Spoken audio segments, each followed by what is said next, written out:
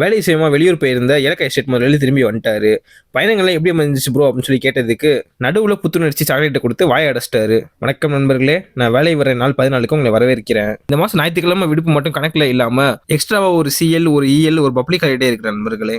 அதுல இன்னைக்கு என்னோட பப்ளிக் ஹாலிடேவா நான் விடுப்பு எடுத்துட்டேன் நண்பர்களே. காலையிலேயே கிசாமிக்கு என்னாச்சுன்னு சொல்லி தெரியல. சார்பட்ட பரம்பரையில வர ஆட்டக்காரர் ரோஸ் மாதிரி ரொம்ப பண்ணிட்டு இருந்தான். தீவிரமா பயிற்சி எடுத்துட்டு அடிக்கிறதுக்கு ஆள் கிடைக்காதனால இலக்கை எஸ்டேட் ஓனரை போட்டு பரட்டி எடுத்துட்டான். சரி வெளியே தென்னில இருந்து போலாம் அப்படின்னு சொல்லி கிளம்பணும் அப்படின்னா பாமா மூஞ்சி வச்சுட்டு கியாமன்னு சொல்லி கத்திட்டே இருந்தான். இவனையும் கையோட பேக்ல பார்சல் பண்ணி கூட்டு போயாச்சு நண்பர்களே. போற வழி ஃபுல்லா நல்லா வேடிக்கை பார்த்துட்டே வந்துட்டு இருந்தாரு கிசாமி சார். அங்கிருந்து இலக்கை எஸ்டேட் ஓனர் தங்கச்சி உனக்குலவையும் பிக்கப் பண்ணியாச்சு. அவனும் பூனை கூட 2 நிமிஷம் பேச போட்டுட்டு எல்லாருக்குமே வாயில சனி அப்படின்னு சொல்லி கேள்விப்பட்டிருப்போம். ஆனா இலக்கை எஸ்டேட் ஓனருக்கு மட்டும்தான் கையில சனி நண்பர்களே. எப்போ அவர் அங்கிருந்து வேலை விஷயமா இங்க வந்தாருமே பூனை கடிச்சிருச்சு, நாய் கடிச்சிருச்சு அப்படின்னு சொல்லிட்டு கை ஃபுல்லா வந்து காயத்தோட தான் வருவாரு. அங்கிருந்து ஒரு முக்கியமான டீயை குடிச்சிட்டு வீட்டுக்கு ஜூட் விட்டாச்சு நண்பர்களே.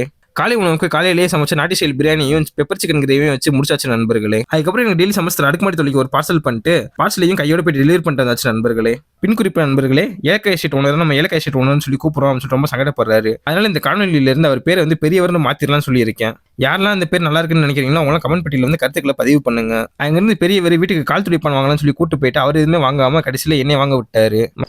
நல்லா இருப்படா போடா, உன்னெல்லாம் ஒண்ணும் பண்ண முடியாது.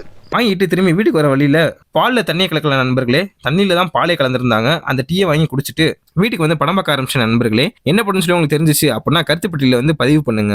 படம் பார்த்துட்டு இருக்கும்போது பசிச்சனால வீட்டுக்கு தேவையான கொஞ்சம் பொருளையும் ஐஸ்கிரீமே ஆர்டர் போட்டு ஐஸ்கிரீமா நாக் அவுட் பண்ணியாச்சு நண்பர்களே. பெரியவர் வீட்டுக்கு கிளம்புற வந்துருச்சு. அதனால பெரியவர் கீழே போய் ரேபிடோ நண்பர் கூட வழியமைச்சு வச்சுட்டு அடுக்குமாடி தொழிலோட அரவி இயந்திரம் வேலை செய்யுன்னு சொல்லி சொன்னாங்க நண்பர்களே.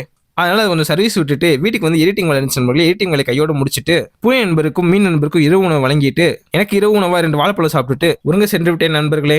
கன்சிஸ்டன்சியா இருங்க. நாளைக்கு இன்னொரு வீடியோல சந்திக்கலாம். அது வரைக்கும் உங்களிடம் இருந்து விடைபெறுவது உங்கள் சான். நன்றி.